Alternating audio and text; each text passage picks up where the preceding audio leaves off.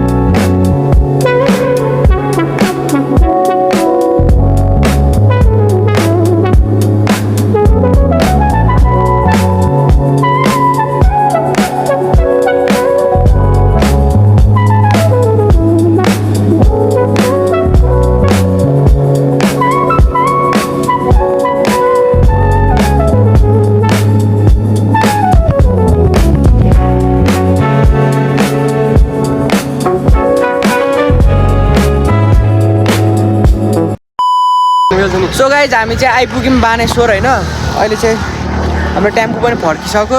अनि यता चाहिँ मन्दिर देख्न सक्नुहुन्छ। यहाँ भित्र मन्दिरमा जाँदैछु। अनि यहाँ यता खै के बनिँदै रहेछ। अनि हेर्नुहोस् यहाँनिरको मन्दिर कस्तो छ। हामी 4जना मात्र आएको, अरू आउनु भएन। सो गाइज हामीले चाहिँ गेटमा फोटो खिचेर मन्दिर ला हो मन्दिरभित्र पस्छौँ। अनि यहाँनिर देख्न सक्नुहुन्छ मन्दिर यतानिर देख्नुहुन्छ। सो गाइज मन्दिर चाहिँ यस्तो रहेछ होइन। अनि यहाँ मूर्तिहरू यताउता पूजा गर्ने ठाउँहरू कोही पनि रहेनछ, हामी मात्र रहेछौँ आज चाहिँ यहाँनिर मन्दिर आउने पनि। दिउँसो हामी चाहिँ यसै डुल्न मात्र आएको घरमा बस्दा होइन। अनि यहाँनिर हेर्नुहोस् मन्दिर देखाउँछु। यस्तो रहेछ है। अनि वेदर आजको दामी छ। अनि यहाँनिर चाहिँ सबैजना वरिपरि घुम्दै हुनुहुन्छ आमाहरू। मन्दिर त्यो मन्दिरमा यस्तो कृष्णजीको हात भाँच्ने चाहिँ को यसरी जरा दुखिरहेको होला त भन्नु नमिल्ने। हामीले चाहिँ मन्दिरमा फोटो सोटो खिचिसक्यौँ होइन। अनि त्यसपछि पोखरी अब माथि के अरे डाँडातिर फोटो खिच्नको लागि जाँदैछौँ हामी 4जना। पोखरी चाहिँ यस्तो रहेछ होइन। देख्नुहुन्छ दामीवाला। यहाँनिर माछा रहेछ, दामी देखिन्छ यहाँनिरको पोखरी। अनि यता मन्दिर यहाँ भर्खर बनिँदै रहेछ मन्दिरहरू। यहाँ देख्नुहुन्छ माछा, आम्मा है यत्रो धेरै माछा रहेछ यहाँ। पोखरीको माछा चाहिँ यस्तो रहेछ। हाल न अलिक कस्तो दामी कलरको है।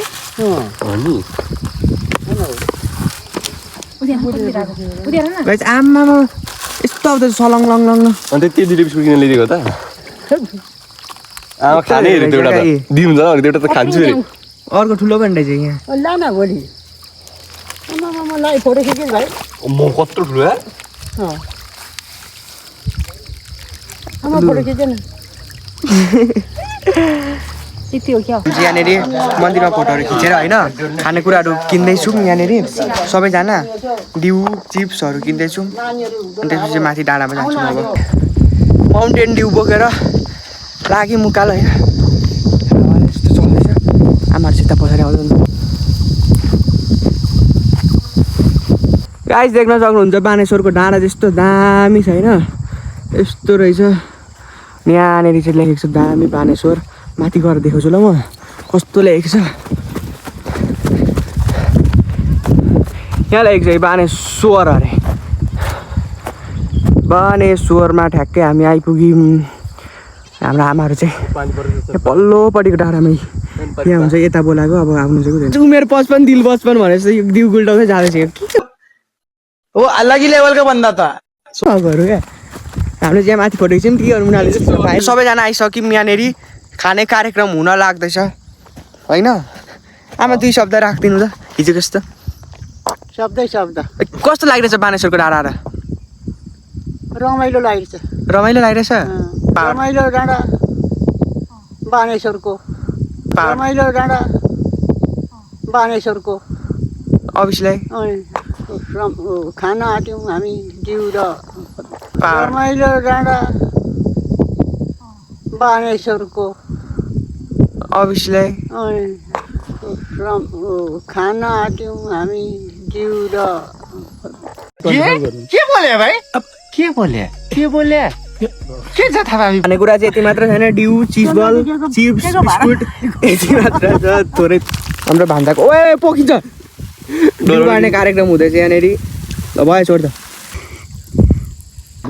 गाइज हामी चाहिँ खाना थाल्यौँ क्यामेराम्यान कोही छैन अलिक ओह्राउ डिउ पुगिन्छ अलिक ओह्राउ न खाना थाल्यौँ आमा अलिक ओह्राउनु न उयो हेर्नु कत्रो झ्याली गरेको यार बिस्कुटमा त्यो यत्रो हालेर छ कार्टन कम्प्लेन हाल्न मिल्छ त के थियो यो कार्टन हालेर छ अनि त्यो के अरे बिस्कुट सो गाइज हामी चाहिँ फोटो खिच्न पनि पाइएनौँ पानी आयो छाता ओढेर जाँदैछौँ नबाउलो है पानी पर्नु थाल्यो भने यहाँनिर चाहिँ यसरी पानी आउँदैछ नि छाता ओढेर जाँदैछौँ भोलि कहिले खेर जाँदैन क्या हामी हिँड्दा जहिले पानी पर्छ भनेको यी पानी आउनु थाल्यो क्या फोटो पनि खिच्न पाएन अनि छाता ओढेर जाँदैछौँ के गर्नु जिन्दगीले मलाई के गर्नु साथीहरू जिन्दगीले मलाई यस्तै पर्यो पिकनिक आएको थियौँ होइन अँ यो तलबाट पानी आयो होइन अब हामी चाहिँ घर फर्क्यौँ तिनी देख्न सक्नुहुन्छ आमा कस्तो मजाले घाँस कि लजाकी हेर न फेरि ऊ एलिसा हेर त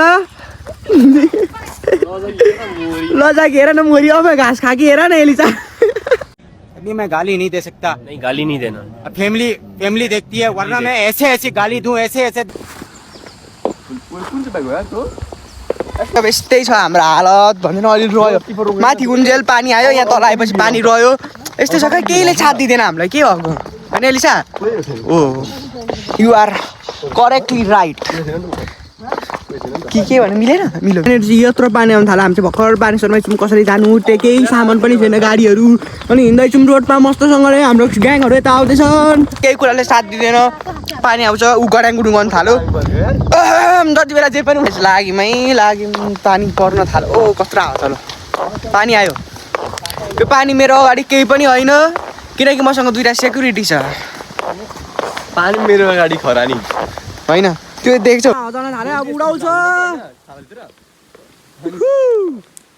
दामी हावा चल्न थाल्यो लु हाम्रो यस्तो हावाहुरीमा गाडीहरू हावा चलोस् तर पानी नहोस् गाइस पानी आयो नि हामी चाहिँ अब छाता ओढेर लाग्यौँ घरतिर फोटो पनि राम्रो खिच्न पाइनँ अनि गीत गाउँदै जाने अब झरीको रातमा रुझेर आउनु मायाका मिठा गीत गुनगुनाउनु त्यो मनमा जाने ठाउँ मलाई देखाउनु तिमी आमा यत्रो पानी आउनु थाल्यो यहाँनिर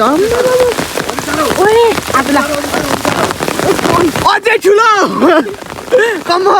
सो गाइस हाम्रो पानी झरी देखिहाल्नु भयो अनि आएर हामी चाहिँ घरमा बसिरहेको छौँ होइन अहिले अनि त्यत्रो पानी पऱ्यो अनि हामी चाहिँ फर्किहाल्यौँ अटोमा ठ्याक्क आधी बाटोमा त अटो पनि भेट्यौँ अनि त्यसमै चढेर आएको थियौँ अनि आजको भ्लग चाहिँ मैले पानीले गरेर केही काहीँ डुल्न पनि पाइएन होइन यस्तै भयो अन्तिमसम्म हेरेर साथ दिनुभएकोमा धेरै धेरै धन्यवाद don't forget like comment share and subscribe र नयाँ हुनेलाई इन्स्टा र टिकटकमा फलो गरिदिनु होला लिङ्क चाहिँ मेरो बायोमा छ भन्दै आजको भ्लग यहाँ एन्ड गर्न चाहन्छु bye bye guys see you in next vlog